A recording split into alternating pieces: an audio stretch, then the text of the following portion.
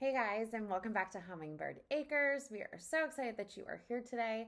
Today we have something truly special to show you, and it definitely has a near and dear place in our heart. Today we are going to be making homemade applesauce.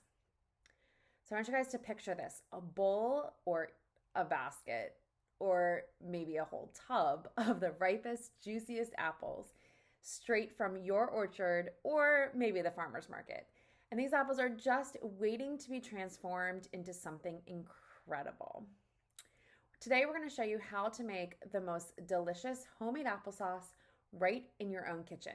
It's fun, it's easy, and your kids are absolutely going to love it.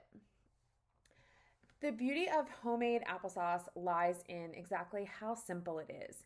You just add apples, maybe a touch of water, and a couple special spices if you want to spice it up a little bit, but that's really all you need.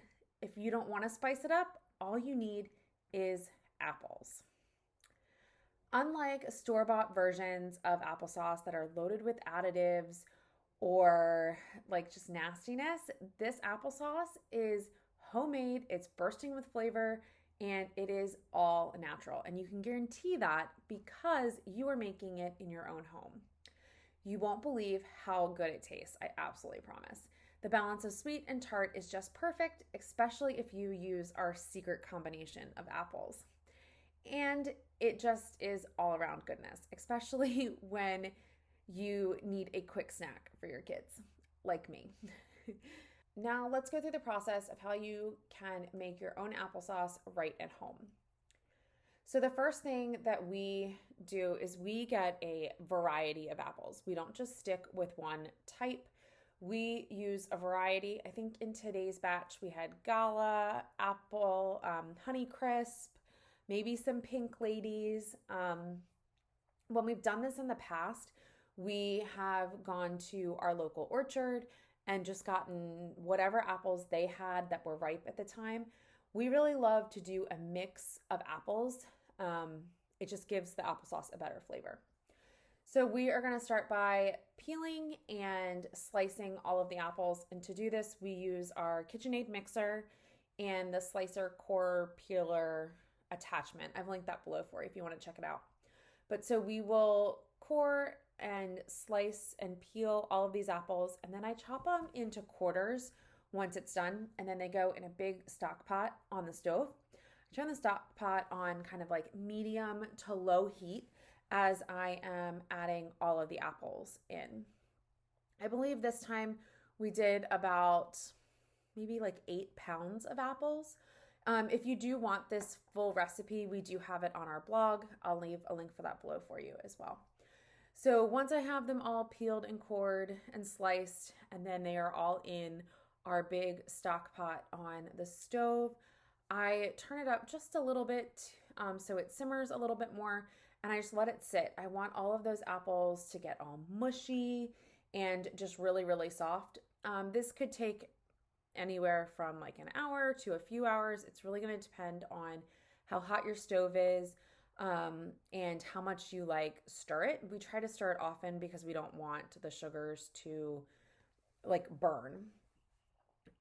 Once you're, so that's all you have to do. We don't add any water to the applesauce at this point. We just let it simmer on the stove until it becomes really mushy and the apples kind of just like really just smash anytime you're stirring it. Once you get it to that point, you can, what we do is we use an immersion blender and we blend all of the apples together. Make sure if you are using an immersion blender to do this, you want to make sure you turn the stove off just because the applesauce is already really hot, and if you continue to cook it, it's just going to get even hotter, and then if it splashes and splatters, apples do have sugar in them and you could get burned, so it's just safer if you just turn the stove off, immersion blend your apples together, and then you can turn the stove back on. If you want to do this in a blender or a food processor, you are going to need to let it cool for a little bit. That way, your food processor doesn't explode with all of the hot liquid inside of it. So you really want to make sure that you get those apples really blended up and mashed together. Once you have them all blended up and mashed together, you need to like assess the consistency. If they seem really dry and doesn't seem like there's enough liquid, then this is the point where you want to add water to make it more liquidy. In our case this time, these apples were really juicy and it had way too much liquid. So we actually let this simmer for a while longer to get rid of some of that extra liquid. So you have to gauge for you what consistency you want your apples to be. Once you figure that out, then you can add in our special secret blend of spices. And if you want to know what that is, I'm actually not going to tell you that in this video. You have to head on over to our blog and check it out. I put the recipe there for you. But we add our secret blend of spices that actually makes this applesauce to die for. So I highly suggest you go check out that link. But added all of our spices in, and then I heated it back up again to get it to a good simmer. And I was canning this applesauce. So while I was working on that, I also had my water bath canner filled with water and our quart jars. I love to do applesauce in regular mouth quart jars just because I find it's easier to pour. So I was getting all of that prepped.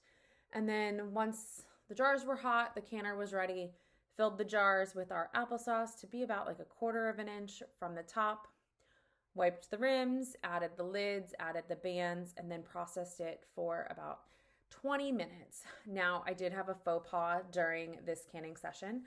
The canner ran out of propane.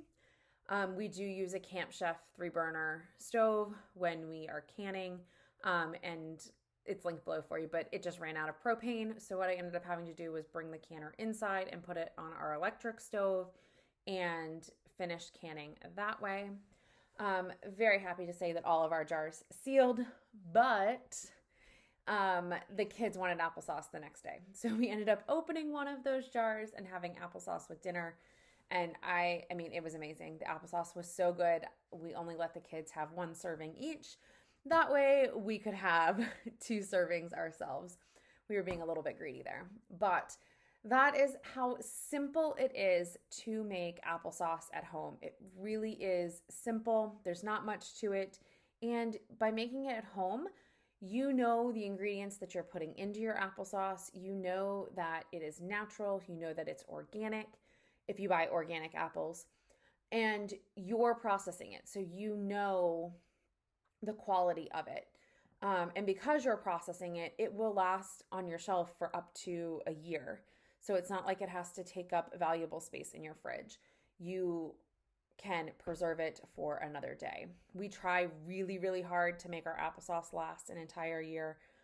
It does not always happen. Our kids love applesauce. I could probably make well over 100 jars of applesauce a year, and it still wouldn't be enough. That's how much they love it. But if you want the full recipe for this applesauce, head on over to our website. I have that link below for you. And I would love to know, what is your favorite thing to put in an applesauce? Cinnamon? I don't know. Probably not hot sauce, but what do you like to put in your applesauce? Let us know in the comments below. Thank you guys so much for hanging out with us at the farmhouse today. If you have any questions about this recipe or our homesteading adventure or just a question in general, leave them in the comments and we will talk to you guys soon.